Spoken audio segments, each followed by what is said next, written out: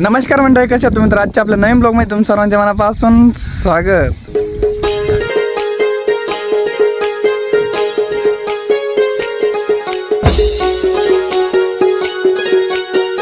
आज प्रथमतः तुम्हाला व तुमच्या संपूर्ण फॅमिलीला 80व्या भारतीय स्वातंत्र्य दिनाच्या हार्दिक हार्दिक शुभेच्छा. तर जस्ट आता माझा ब्रश आंघोळ वगैरे झाली आहे आणि फ्रेश झालो आहे. तर आता वाजले सकाळचे 7:30.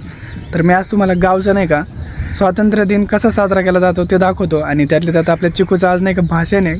कालच म्हटलं होतं की नाही का माझं भाषण पहिलं घे ब्लॉगमध्ये. तर आत्ता आपण शाळेमध्ये जाऊ, तुम्हाला थोडं नाही का स्वातंत्र्य दिनाचा नाही का महोत्सव दाखवतो आणि आपल्या चिकूचं पण भाषण दाखवतो. गायचे चॉकलेट वगैरे घेतलेलं आणि आत्ता आलोच शाळेमध्ये. तर बघू शकता कशी मस्त रांगोळी वगैरे काढली आहे. नेलूची आजी कोणता ते हसलं, त्याला कळालं.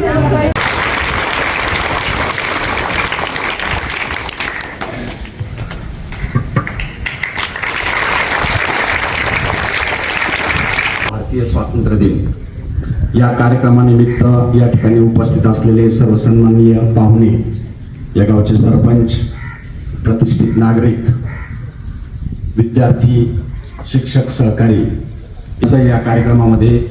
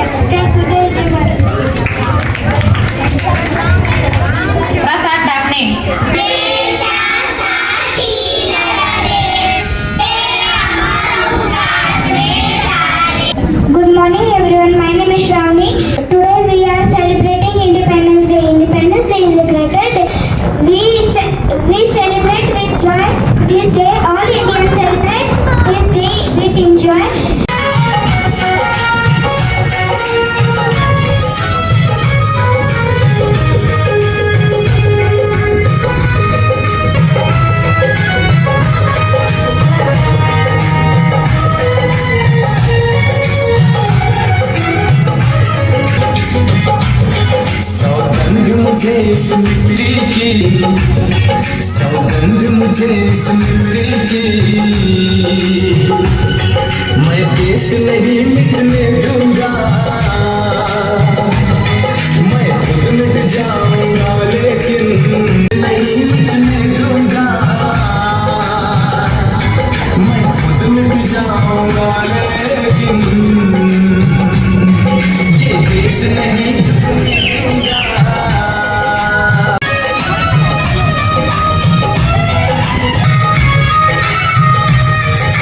मेरा अर्ज चुकाओगे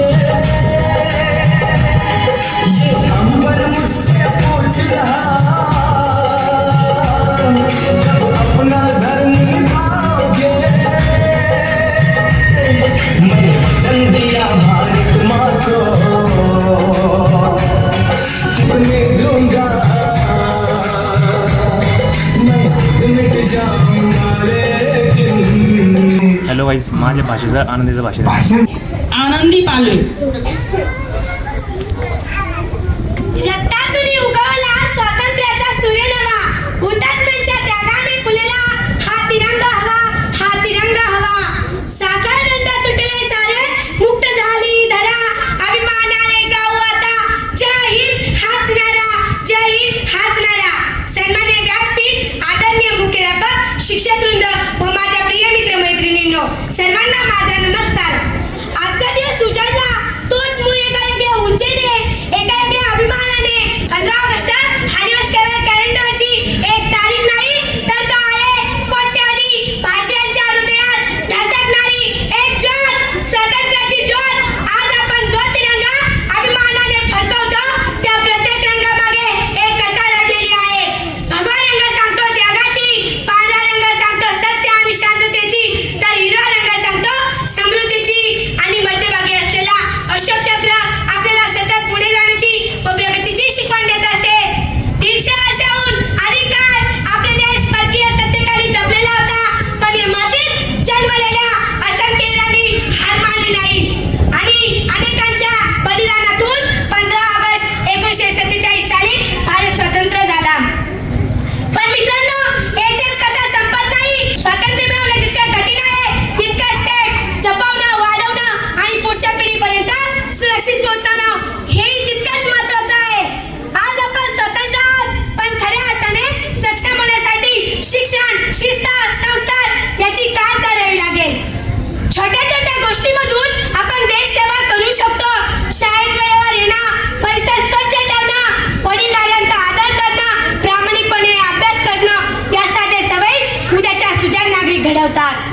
आज आपला देश अंतराळात झेप घेतोय, डिजिटल क्षेत्रात जगाला मार्गदर्शन करतोय आणि खेळाच्या मैदानातही आपला तिरंगा उंच फडकतोय, आपला तिरंगा उंच फडकतोय. हीच प्रगतीची गाथा अशीच पुढे नेण्याची जबाबदारी आता आपल्यावर म्हणजे आपल्या देशाच्या भावी पिढीवर आहे.